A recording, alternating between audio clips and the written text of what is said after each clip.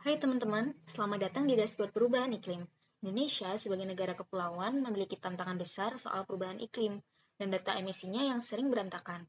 Maka dari itu, untuk memenuhi tugas mata kuliah komputasi statistik, kelompok 12 menciptakan dashboard yang dimana dashboard ini bisa mengeksplor data emisi gas rumah kaca dengan lebih mudah. Tujuan utama dari dashboard ini adalah mendukung eksplorasi data untuk pembelajaran dan pengambilan kebijakan berbasis data. Karena volume data yang besar dan visualisasi yang interaktif, proses pemuatan awal atau saat berpindah tab mungkin memerlukan beberapa detik. Mohon bersabar hingga semua komponen dimuat sepenuhnya ya. Pada video kali ini, panduan ini akan memberikan petunjuk langkah demi langkah untuk menggunakan fitur-fitur dashboard. Panduan ini juga tersedia dalam format PDF yang dapat diunduh melalui dashboard ini. Dashboard ini memiliki beberapa navigasi, di antaranya yaitu overview, emisi, inferensia, metadata, dan tentang kami. Untuk tab emisi sendiri memiliki dua subtab, yaitu provinsi dan sektor.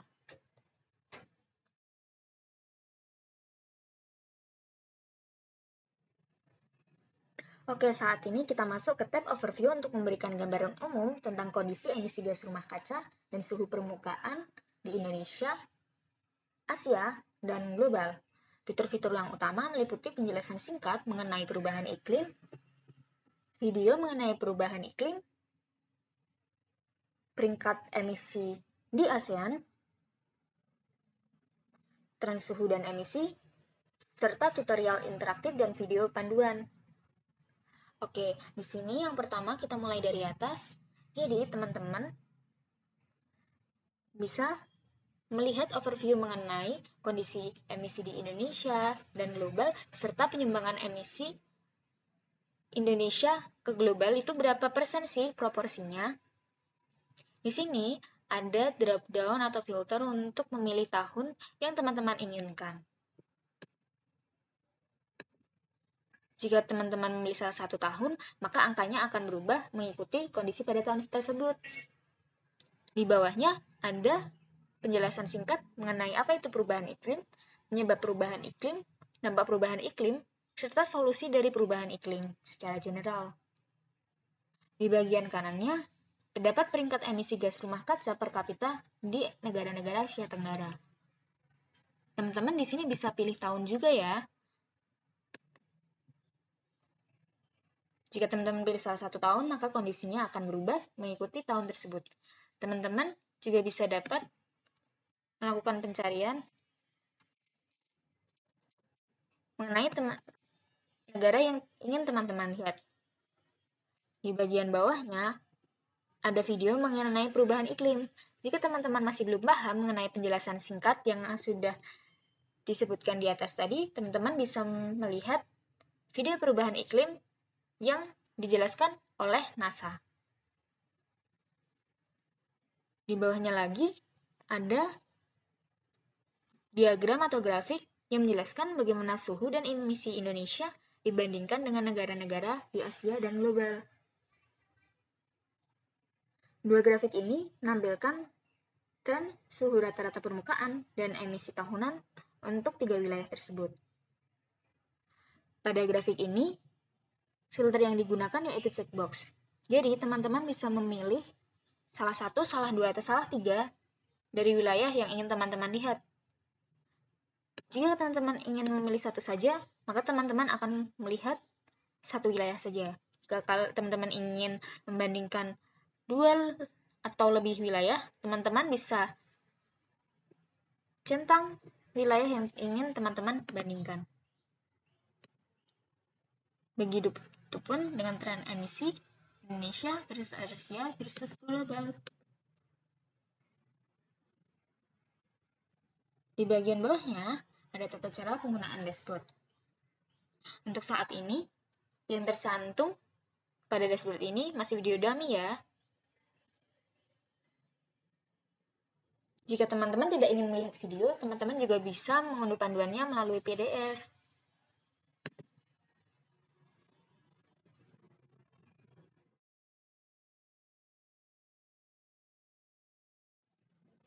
Oke, sekarang kita ke tab emisi yang subtabnya yaitu provinsi. Di sini, kalian bisa lihat emisi per provinsi. Karena datanya lumayan besar, kadang butuh waktu untuk memuatnya ya, jadi mohon bersabar beberapa detik. Di sisi kiri, terdapat grafik top 3 provinsi dengan emisi tertinggi.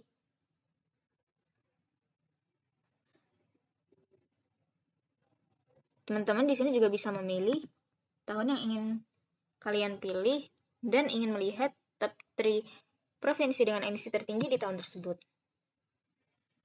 Di bagian kanan, ada tren emisi per provinsi. Grafik ini menunjukkan perubahan emisi dari waktu ke waktu untuk provinsi yang teman-teman pilih melalui drop-down. Jadi teman-teman bisa pilih. Nah, di sini grafiknya akan mengikuti provinsi yang teman-teman pilih. Kemudian di bagian bawah ada peta interaktif emisi. Jadi teman-teman di sini bisa melihat mengenai emisi-emisi di provinsi-provinsi Indonesia melalui peta chloroplat. Di sini teman-teman bisa memilih filter tahun.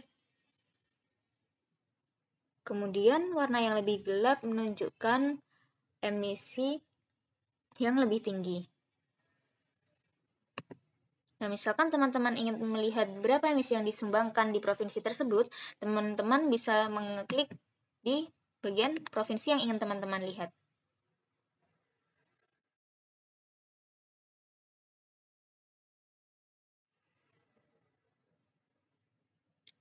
Kemudian kita masuk ke emisi sektor.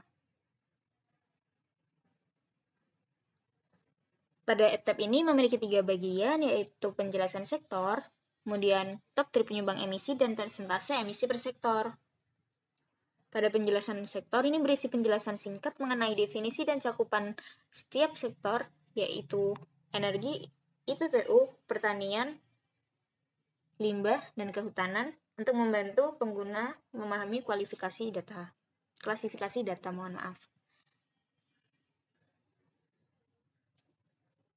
Kemudian di bagian kiri ada top 3 sektor penyumbang emisi.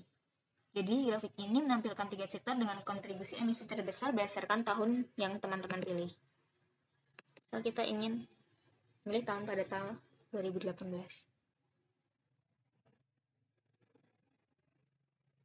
Kemudian di bagian kanan ada persentase emisi per sektor. Diagram ini menunjukkan proporsi kontribusi masing-masing sektor terhadap total emisi pada tahun yang teman-teman pilih.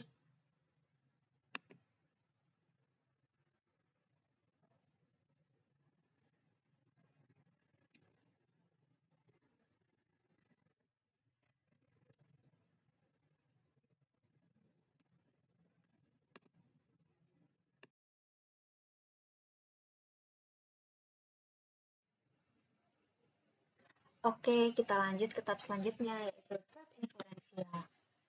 Pada tab ini, itu menyediakan analisis statistik mendalam mengenai hubungan suhu dan emisi berdasarkan sektor. Fitur utamanya itu meliputi uji asumsi regresi, model regresi, dan interpretasi hasil regresi. Pada uji asumsi regresi, itu berisi pengujian linearitas, korelasi, normalitas, homoskedastisitas, autokorelasi, outlier, dan multikolinearitas. Teman-teman bisa memilih untuk melihat uji asumsi yang mana ya. Di bagian kanan, ada model regresi yang terbentuk antara variabel suhu dan sektor dari emisi. Di sini diharapkan bisa tergambar bagaimana sektor emisi itu mempengaruhi perubahan iklim. Di bagian bawahnya ada interpretasi hasil regresi yang berisi penjelasan ringkas mengenai hasil regresi dan implikasinya untuk memahami hubungan kausalitas antar variabel.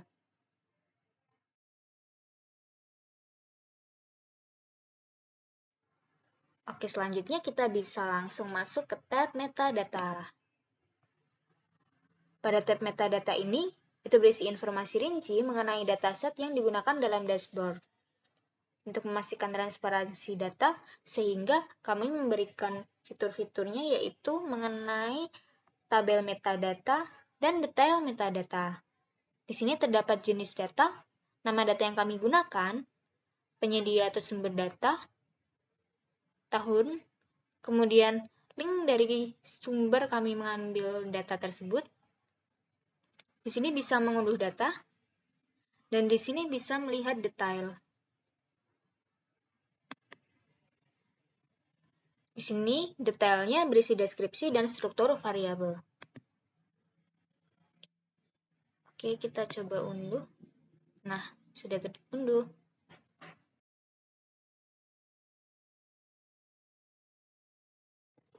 Kemudian kita lanjut ke tab tentang kami.